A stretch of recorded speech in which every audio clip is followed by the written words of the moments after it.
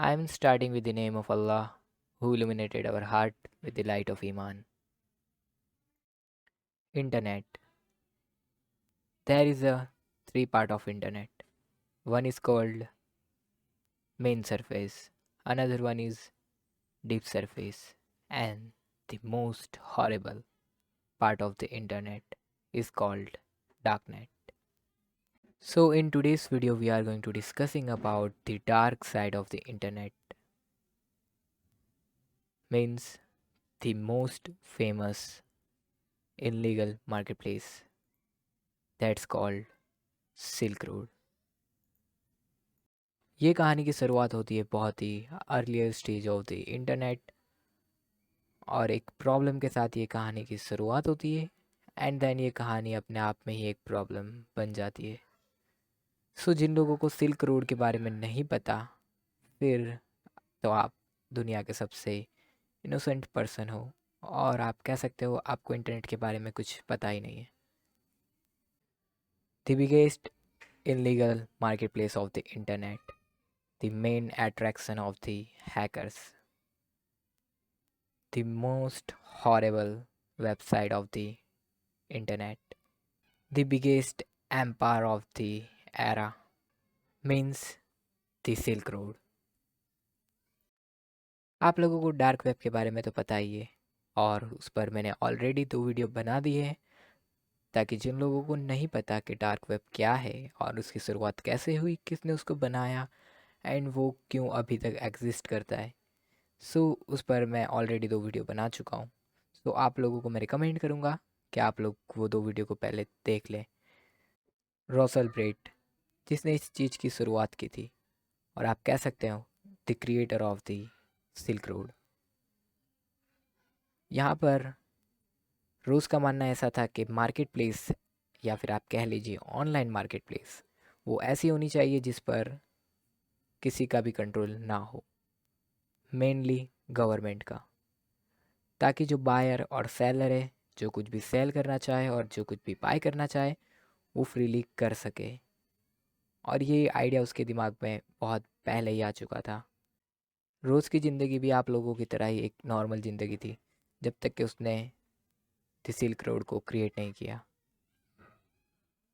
Silk road को create करने से पहले उसने बहुत सारे बिजनेसेस को ट्राई किया था। उसको अपनी फाइनेंशियल फ्रीडम चाहिए थी, और उसने बहुत सारे बिजनेसेस ट्राई किए, बट उसको वहाँ पर कोई भी सक्सेस नहीं मिली। फाइनली उसके दिमाग में एक आइडिया तो था ही, कि वो चाहता था ऐसी मार्केट प्लेस हो जहाँ पर कोई भी इंसान कुछ भी सेल और कुछ भी बाय कर सके। दैन उसी एरा में उसको पता चला द टॉर ब्राउज़र के बारे में, जिस पर आप एनोनिमसली कुछ भी सर्च कर सकते हो एंड कुछ भी बाय और सेल कर सकते हो। बट यहाँ पर मेन प्रॉब्लम ये थी कि अभी भी कोई पेमेंट मेथड ऐसा नहीं था जो आपको कम्प्लीटली एनोनिमसली कुछ भी चीज़ परचेज़ करने और कुछ भी चीज़ सेल करने दे। बिकॉज़ अगर आप बैंक से ट्रांसफ़र करते हो, दैन वहाँ पर उसके लॉग जनरेट होते हैं, और आपकी उस हिस्ट्री से इजीली कोई भी आपको ट्रैक कर सकता है। देन उसको थोड़े ही टाइम में पता चला द बिटकॉइन के बारे में। बिटकॉइन के बारे में आप लोगों को पता ही है, और जिन लोगों को नहीं पता, मैं एक ब्रीफ में आइडिया दे देता हूँ। आप कह सकते हैं डिजिटली ऐसी करेंसी जिसमें अगर आप पेमेंट करते हो तो आपका पेमेंट को ट्रैक नहीं किया जा सकता। और अब आप लोग सोचोगे, अगर ट्रैक नहीं किया जा सकता तो फिर अगर इसमें कोई फ्रॉड होता है, देन उसको कैसे ट्रेस करेंगे। मैंने अगर बिटकॉइन से कोई पेमेंट किया है, तो सामने वाली सिस्टम को कैसे पता चलेगा कि हाँ, पेमेंट डन हो चुका है।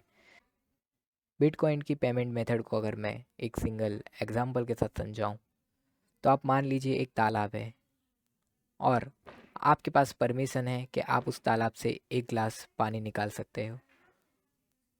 बट ये आपको पता नहीं है कि वो पानी कहाँ से आया, बिकॉज तालाब में पानी वेरियस सोर्सेज से आ सकता है, लाइक रेन हो गया, या फिर कोई नदी उसके पास से गुजर रही है तो उसका कोई पानी आ गया, या फिर कोई और मेथड।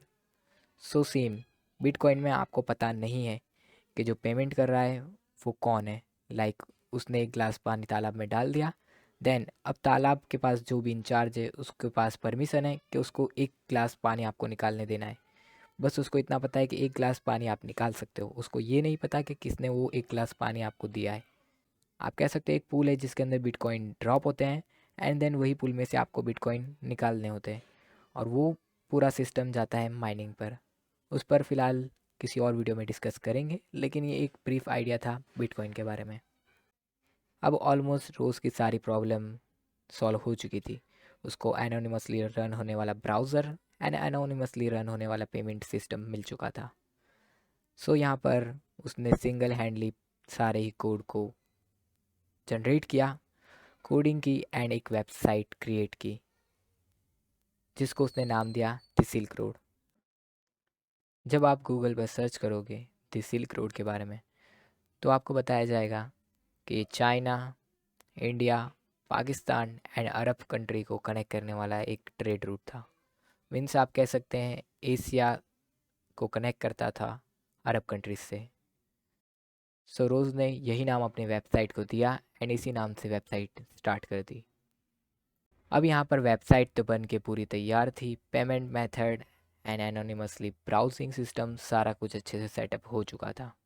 बट मेन प्रॉब्लम थी ये वेबसाइट पर ट्रैफिक कैसे लाया जाए, बिकॉज आप ऐसे ही इनलीगल मार्केट प्लेस को गूगल या फेसबुक या इंस्टाग्राम की ऐड में तो रन नहीं कर सकते और ना ही ये ऐसे ही डायरेक्ट सर्च में आने वाला था।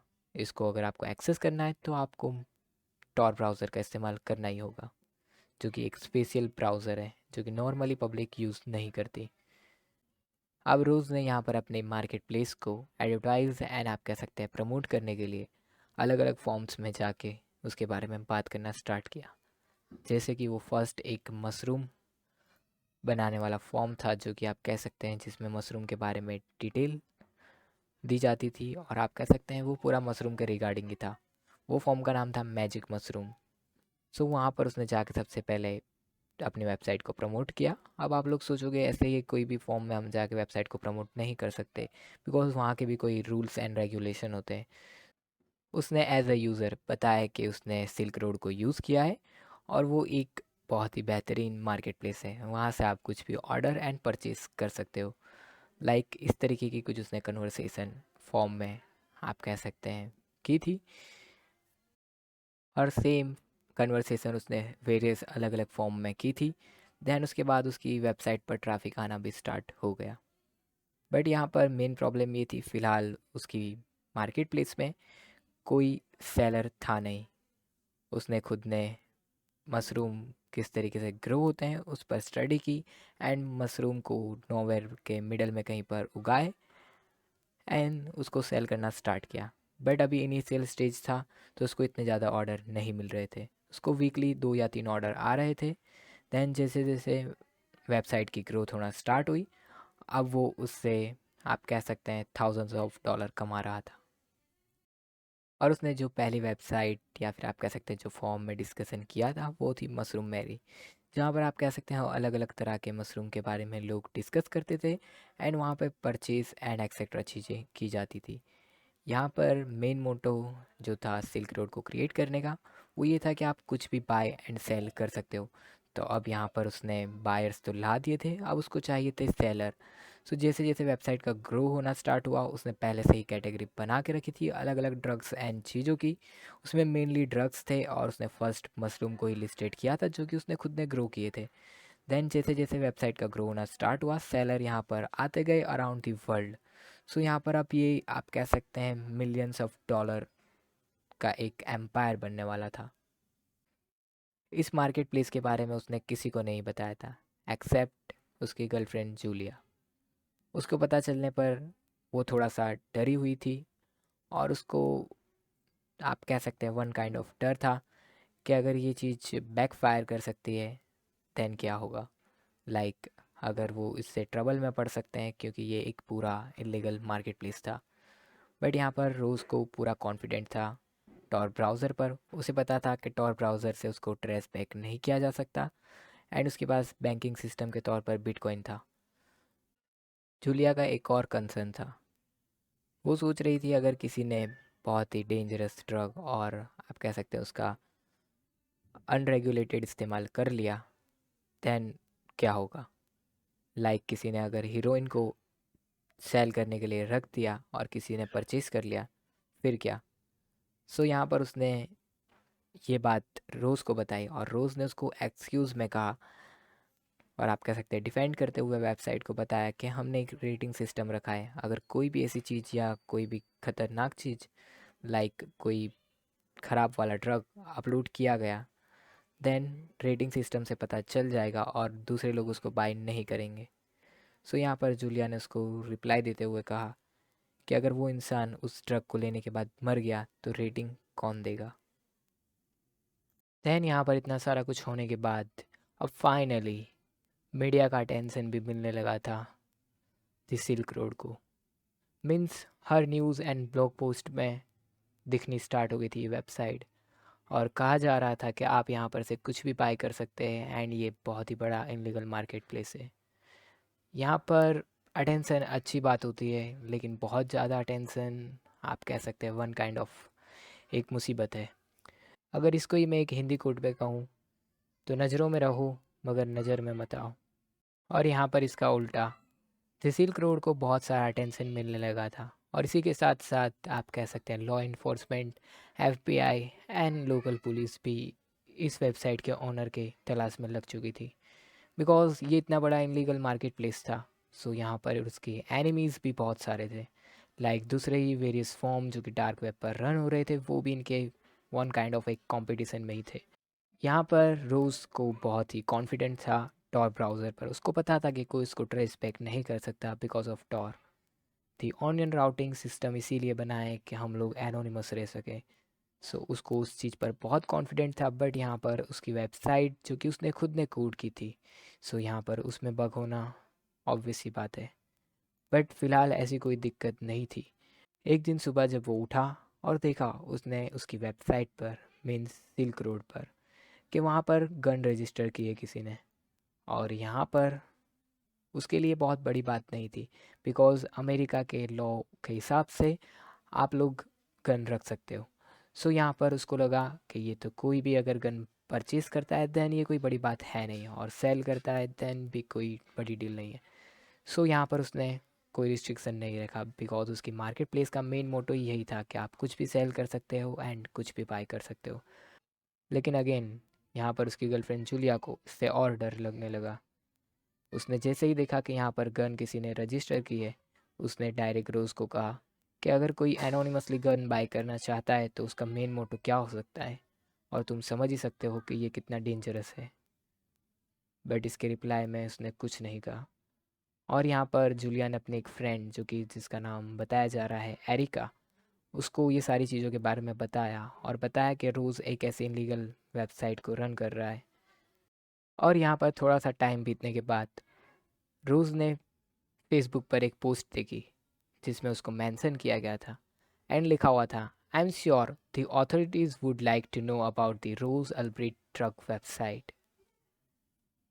मीन्स यहाँ पर सिंपली कहा गया था कि रोज़ की जो ड्रग वेबसाइट है उसके बारे में जान के ऑथोरिटीज़ को बहुत ही अच्छा लगेगा और वो जानना चाहेंगे। और ये पोस्ट की गई थी उसी फ्रेंड एरिका ने। सो यहाँ पर कहा यह जाता है कि एरिका भी उसी वेबसाइट की एक आप कह सकते हैं कस्टमर थी, बट यहाँ पर उसको बैड प्रोडक्ट्स डिलीवर हो चुके थे, लाइक उसने कोई ड्रग ऑर्डर किया था और उसको अच्छी क्वालिटी वाला या फिर आप कह सकते हैं कुछ भी गड़बड़ ड्रग उसको मिल गया था, और उसको लेने के बाद उसके सिम्टम्स बहुत ही डेंजरस थे एंड वो हॉस्पिटल में पहुंच चुकी थी। और उसी के रिवेंज में उसने ये चीज़ फेसबुक पे अपलोड की थी। और अब रोज़ ये सारा कुछ देख के बहुत ही बुरी तरीके से डर चुका था। उसको सबसे पहले तो अपनी गर्लफ्रेंड के धोखा देने का दुख था, एंड यहाँ पर अब उसकी आइडेंटिटी भी रिवील होने ही वाली थी। बट यहाँ पर उसने किसी भी तरीके से वो वाली पोस्ट को डिलीट करवाया, एंड मोस्टली जो एरिका के फ्रेंड्स थे उन्होंने ये पोस्ट को देखा था। सो यहाँ पर अब रोज़ और जूलिया के बीच में कोई रिलेशनशिप तो रहा नहीं था, और उसने सेफ्टी मेजर के तौर पर ट्रैवलिंग करना स्टार्ट किया, like Australia, Vietnam, Asia and many more. अब यहाँ पर ये जब भी ऐसे ही कहीं पर घूमने के लिए जाता था तो उसको वेबसाइट को रन करने के लिए आप कह सकते हैं पब्लिक कैफ़े की ज़रूरत थी, बिकॉज़ वो होटल के वाईफाई एंड आप कह सकते हैं पब्लिक कैफ़े के वाईफाई से ही वेबसाइट को एक्सेस कर सकता था। और उसकी वजह से उसकी आइडेंटिटी और भी ज़्यादा आप कह सकते हैं हाइड रहती एंड वो अपनी वेबसाइट को इजीली मैनेज कर सकता था। सो यहाँ पर जब भी वो पब्लिक कैफ़े में बैठता तो वो ऑब्वियस सी बात है लास्ट कॉर्नर या फिर आप कह सकते हैं प्राइवेसी ओरिएंटेड सिटी चूज़ करता। और यहाँ पर जैसे ही वो कोई भी उसके करीब आता एंड उसे लगता कि कोई उसे नोटिस करने की कोशिश करता है, देन वो अपने लैपटॉप को लेकर बहुत ही कॉन्शियस हो जाता। आप लोगों को पता ही है वो एक अच्छा कोडर तो था ही। सो उसने कोडिंग करके एक ऐसी की को डिनोट किया कि जिसके थ्रू वो एक की को दबाने पर ही अपनी पूरी स्क्रीन को लॉक कर सकता था, मीन्स ब्लैक स्क्रीन। ताकि अगर कोई कभी भी उसको देखने की कोशिश करता है देन या फिर उसको शक होता है किसी पर, देन वो एक की पर ही पूरी स्क्रीन को ब्लैक कर सकता था। जैसे जैसे वेबसाइट ने ग्रो करना स्टार्ट किया, अब उसमें न्यू न्यू बग एंड आप कह सकते हैं हैकर्स ने उसको टारगेट करना स्टार्ट कर दिया था, like ransomware attack and etcetera उस वेबसाइट पर होना स्टार्ट हो चुके थे। बट रैंसमवेयर एंड ऐसी चीज़ें उसके लिए बहुत बड़ी बात नहीं थी, बिकॉज रोज़ उससे अच्छी खासी इनकम कर रहा था।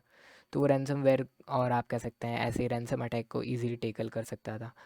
मगर उसको परेशान करने वाली एक और बात उसके सामने आई, जो कि ये थी कि उसकी वेबसाइट में एक प्रॉब्लम और आप कह सकते हैं एक एरर आ गई थी, जिसकी वजह से वो किसी भी बाइंग या सेलिंग के वक्त मनी गेन करने के बदले मनी लूज़ कर रहा था। आपको मैंने पहले ही बता दिया कि वो हर ट्रांजेक्शन पर अगर कोई चीज़ बाय करता है या कोई चीज़ सेल करता है देन उसको 6.23% का कमीशन मिलता था। वो कमीशन गेन करने के बदले वो मनी को लूज़ कर रहा था। तो यहाँ पर सबसे पहले तो उसने न्यू लॉगिन्स को ब्लॉक कर दिया। देन उसने कोडिंग में नेसेसरी बदलाव को अप्लाई किया ताकि बग फिक्स हो जाए। लेकिन यहाँ पर ये सारा कुछ करने के दौरान इसको एक चीज़ रियलाइज़ हुई कि किसी भी स्टार्टअप और किसी भी बिजनेस को एक टीम की ज़रूरत होती है, जो यहाँ पर मिसिंग थी। बिकॉज़ ये बंदा अकेले ही पूरी डार्क मार्केट को हैंडल कर रहा था। अब आप यहाँ पर कह सकते हैं now side is going to change in the darkest empire of the era.